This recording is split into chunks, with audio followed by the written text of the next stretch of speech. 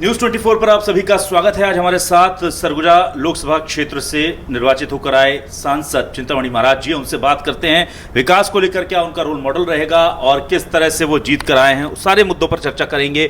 बहुत स्वागत है आपका न्यूज़ 24 पर और बहुत सारी शुभकामनाएं।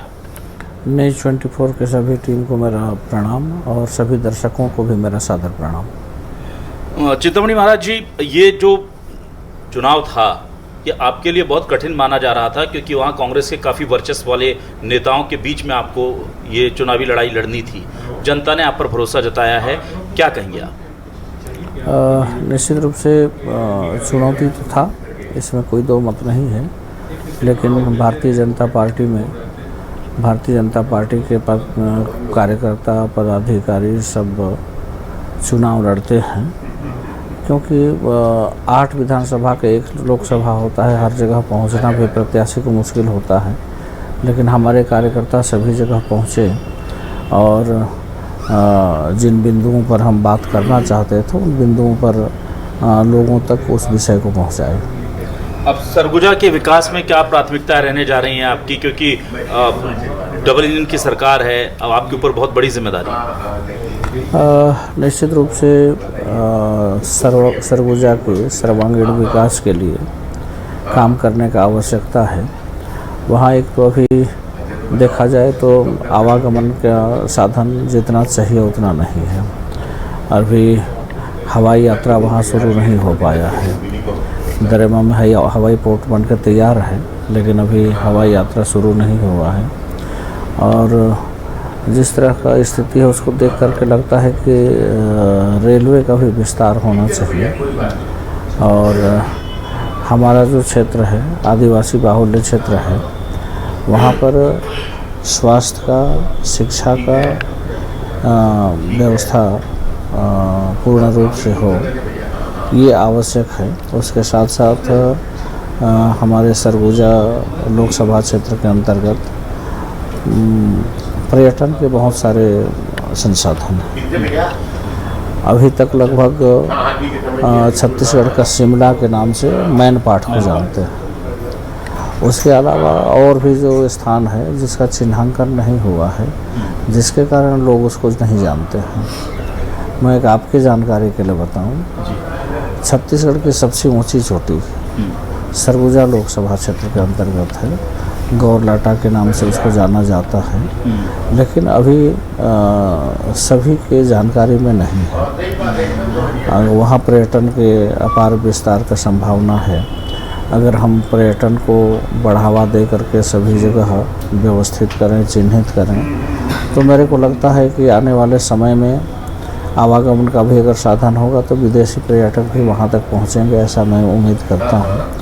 तो इन 4 बिंदुओं को अभी मान के चल रहा हूँ। बाकी आदरणीय मोदी जी के मार्गदर्शन में हमको काम करना है, सबका साथ सबका विकास।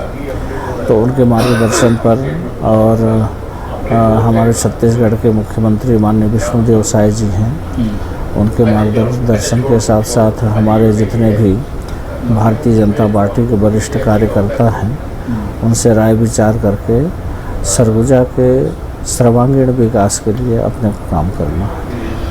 टीएस बाबा का क्षेत्र था, वहाँ पर चाहे वो विधानसभा चुनाव हो या लोकसभा, बड़ी चुनौती थी। कैसे उस वर्चस्व को तोड़ा आपने?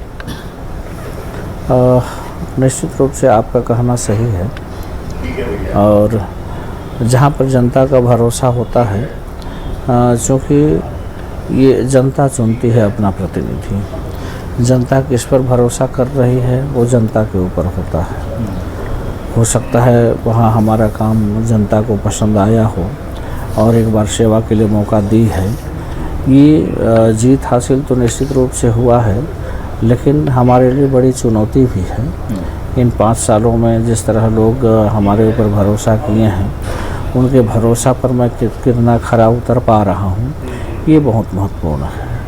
तो राज्य सरकार के साथ मिलकर केंद्र सरकार भी आपके साथ है, तो सरगुजा की जो उम्मीदें हैं कि अब कोई बाधा विकास में नहीं है, उसके लिए रोड मैप तैयार कर लिया आपने?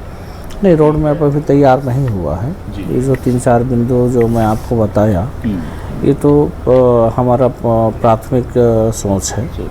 इसके अलावा हमारे मुख्यमंत्री जी से भी हम विचार करेंगे, क्योंकि मुख्यमंत्री जी भी सरगुजा संभाग के ही हैं। लोकसभा क्षेत्र अलग हो जाता है, लेकिन सरगुजा संभाग के ही वो हैं। तो निश्चित रूप से अपने संभाग में किस तरह का विकास वो चाहते हैं, अभी तक रोड मैप उनके पास शायद तैयार होगा। यहाँ से जाने के बाद उनसे भी बैठ करके और लोगों से भी हम चर्चा करेंगे कि भाई यहाँ का किस तरह से विकास होना है, किस तरह से चाहते हैं, उस पर चर्चा करके उसके आधार पर रोड मैप तैयार करेंगे और उसके आधार पर काम भी करेंगे। क्योंकि यहाँ पर आदरणीय मोदी जी का भी आशीर्वाद मिलेगा, उनका भी सहयोग मिलेगा और वहाँ पर माननीय मुख्यमंत्री जी का भी आशीर्वाद सहयोग मिलेगा। तो मेरे को नहीं लगता कि वहाँ काम करने में कोई दिक्कत होगा। एक सीट की कसक रह गई, कहाँ चूक हो गई? आपको क्या लगता है? आप पार्टी के संगठन को भी बहुत अच्छे से समझते हैं, चुनाव को भी, कहाँ आपको लगता है कि कमी रह गई?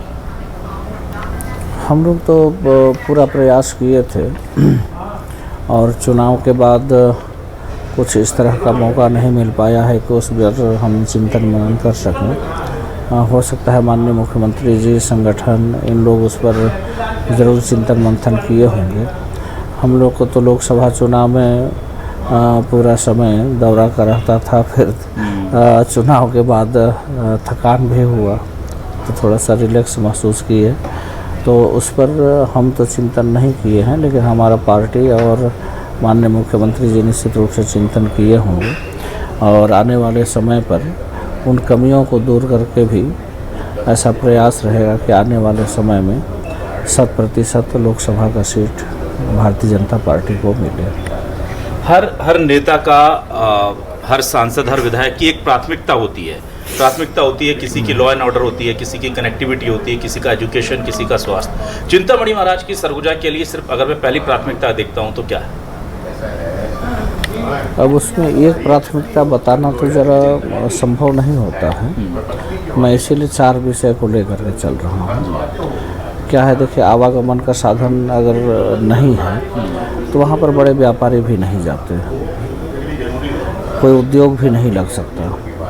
तो वहाँ पर सबसे पहले हमारा प्राथमिकता ये होना चाहिए कि वहाँ आवागमन का साधन ठीक ठाक हो, चाहे वो सड़क मार्ग हो, रेलवे लाइन हो या हवाई यात्रा हो। ये तीनों को अगर हम ठीक कर पाएंगे तो निश्चित रूप से वहाँ व्यापारी जाएंगे, बड़े उद्योगपति जाएंगे, तो वहाँ के लोगों को भी उसका लाभ मिलेगा। तो हमारा पहला प्राथमिकता ये है। उसके साथ साथ मैं 4 प्राथमिकता तय कर रहा हूँ, जिसमें स्वास्थ्य भी है। मैं आपको बता दूँ, अंबिकापुर से रायपुर की दूरी लगभग 360 किलोमीटर है। वहाँ से अगर फिर उचित इलाज के लिए जाना चाहेंगे तो बनारस है, वहाँ से वो भी लगभग उसकी दूरी भी उतनी है। और वहाँ से अगर रांची जाना चाहेंगे तो वहाँ की दूरी भी लगभग वही है। तो वहाँ एक स्वास्थ्य का अच्छा सुविधा युक्त हॉस्पिटल हो, जिससे कि लोगों को वहाँ से कहीं जाना ना पड़े। ये चूँकि हमारा ग्रामीण क्षेत्र है, आदिवासी क्षेत्र है और उन लोग दूर जा नहीं पाते हैं, तो ये भी बहुत महत्वपूर्ण है। उसके साथ साथ शिक्षा भी आज के समय में बहुत ही महत्वपूर्ण है। आज अगर कोचिंग करने जाना हुआ तो हमारे बच्चे कोटा जा रहे हैं। हो सकता है अगर वहाँ सुविधा हो जाए तो हमारे जो निचले स्तर के जो हमारे किसान भाई लोग हैं, वो अपने बच्चों को वहीं पर अच्छा से कोचिंग करा सकते हैं, तो इसका लाभ भी लोगों को मिलेगा। और पर्यटन को इसलिए प्राथमिकता देना चाहता हूँ क्योंकि पर्यटन भी हर दृष्टि से आवश्यक इसलिए है क्योंकि आदमी काम करके थकता है तो कुछ ऐसे जगह पर जाना चाहता है जहाँ पर मन को शांति मिले। तो इसलिए मैं 4 विषयों को प्राथमिकता से ले रहा हूँ। बाकी आदरणीय मोदी जी का जैसा मार्गदर्शन होगा, माननीय मुख्यमंत्री जी का जैसा मार्गदर्शन होगा, मेरे तरफ से मैं 4 विषय को लेकर के चल रहा हूँ। न्यूज़ 24 से बातचीत करने के लिए बहुत बहुत शुक्रिया और बहुत शुभकामनाएं कि इन 5 सालों में आप जनता की उम्मीदों पर खरा उतरें। जी जी, धन्यवाद। आप लोग का मार्गदर्शन भी मिलता रहे, कहाँ पर क्या आवश्यकता है, क्योंकि न्यूज़ जो है, पत्रकार जो हैं, चाहे इलेक्ट्रॉनिक मीडिया हो चाहे प्रिंट मीडिया हो, समाज का दर्पण कहा जाता है। हम भी कहीं पर चूक करेंगे तो उसको भी आप दिखाएंगे। तो निश्चित रूप से हमसे कहाँ चूक हो रही है वो भी हमको जानने का मौका मिलेगा। आप लोग का इस विकास के कार्यों में आप लोग का भी भूमिका बहुत महत्वपूर्ण होता है। मेरे को उम्मीद है कि आप लोग भी अपने भूमिका को बढ़िया से निर्वहन करेंगे और हमारा जहाँ भी चूक होता रहेगा निश्चित रूप से आप लोग का मार्गदर्शन मिलेगा और उसके आधार पर हम लोगों का सेवा कर सकेंगे। तो देखिए, बहुत सकारात्मक शुरुआत जो है चिंतामणि महाराज जी कर रहे हैं। उम्मीद करते हैं कि सरगुजा की जो बेसिक परेशानियां हैं, जो वहाँ के मुद्दे हैं, बहुत जल्द हल होंगे। डबल इंजन की सरकार है, चिंतामणि महाराज जैसे सरल और सहज जनप्रतिनिधि उन्हें मिल गए हैं। सरगुजा के लिए आने वाला वक्त बहुत अच्छा हो, इसी उम्मीदों के साथ नमस्कार।